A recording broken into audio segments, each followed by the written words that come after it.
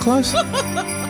Broadcasting from the Paddock Mall Studios, this is WOCA, Ocala, Gainesville, The Villages, 1370 AM, 96.3 FM, The Source.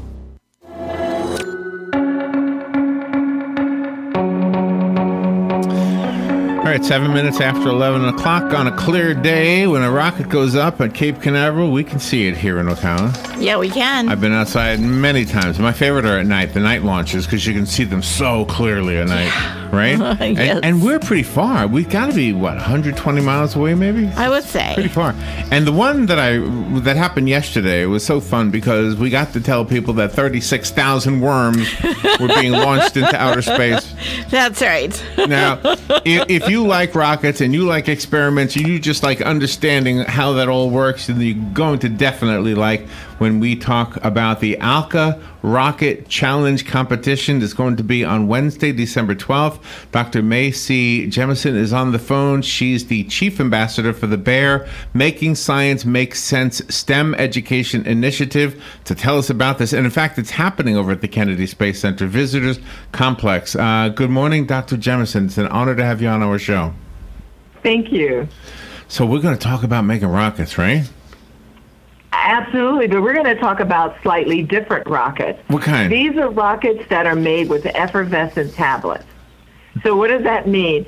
Effervescent tablets are made up of sodium bicarbonate, citric acid, and you add water to them and generate gas. So instead of the flames and everything that light up the sky when you see the shuttle launching, right, these rockets have a very different formula.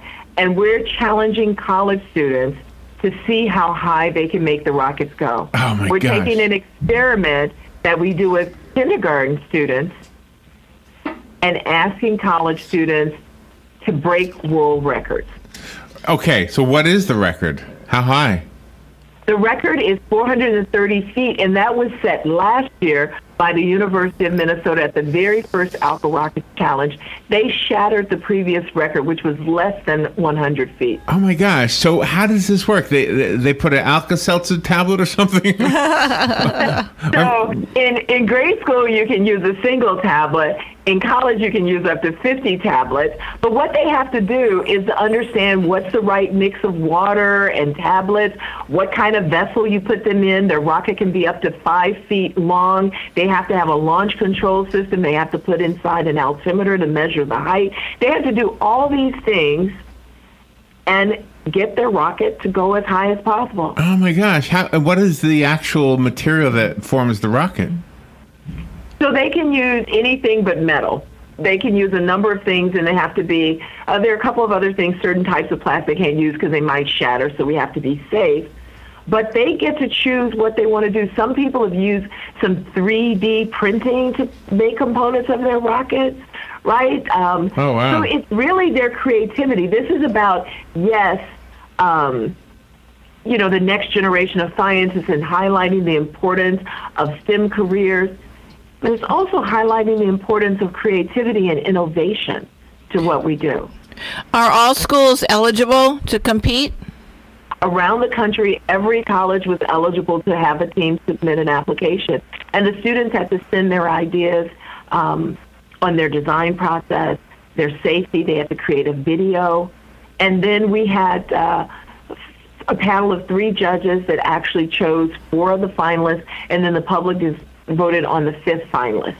Oh my gosh! So I went to your website. Are there videos on here where I can watch some of the entries from the years gone by? You can see information from last year on the website, which is makingsciencemakessense.com. You can also find information about the other programs. Our finalists this year are the University of Minnesota, which will be defending its title, the University of Georgia, Brigham Young University, Cal Poly, and Texas Tech. So these students actually get to come to Kennedy Space Center and launch their rockets at Kennedy Space Center. Oh, that is so much fun. Are these rockets, are they in different stages, or is it just the one fire and then it just goes right up? The students get to decide what they want to do. There are no constraints. It doesn't, if they want to do 2 stages or 3 stages or a single stage, they get to decide. The only thing we're testing is how high the rocket goes and whether it's done safely. are these students then able to submit an application to NASA?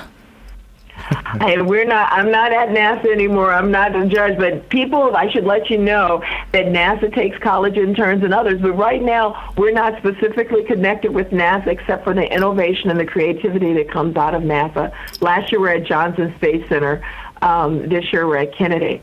But let me just add a little bit more. So while we're looking at this particular challenge with the Alka rockets, because it's very neat and it's very dear to my heart, another part of the BEAR program that's dear to my heart is engaging students and supporting teachers, and doing that from kindergarten on through 12th grade, because it's really about science literacy.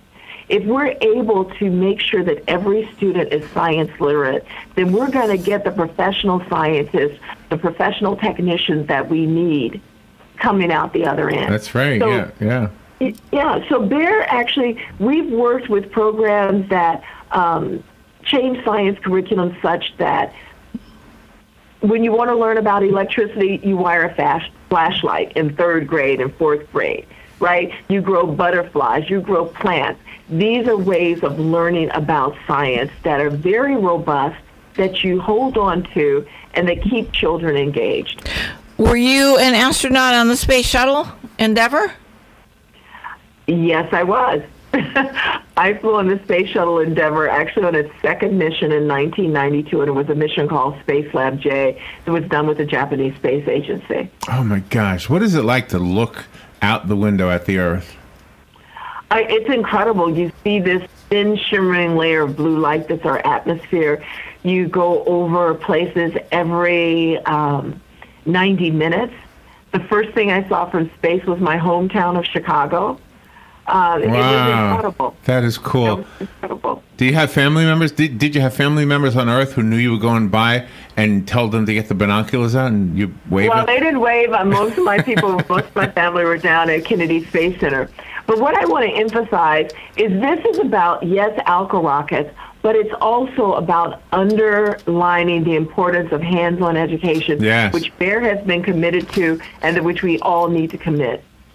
All right, so all I want to know is how to build one. I don't care if I win the prize or not. If I could launch something, I would be the hit with all the kids, you know? Yeah. I'm gonna see the kids at Christmas time, and it would be awesome if I could say, watch what I can do. Absolutely. And so you can find out more information on programs and guides and experiments that you can do at makingsciencemakesense.com. Okay. And I really, really appreciate you all having me on. Thank you so much, Dr. May C. Jemison, and it's an honor to have you on our show. Thank you so much. We'll be looking for you. Come on down that 100 miles to Kennedy. I'm looking forward to it. And don't forget, there are worms going out to the astronauts right now. That's worms. Right. Along with Christmas dinner. Thank you, Doctor. All right, we'll be right back.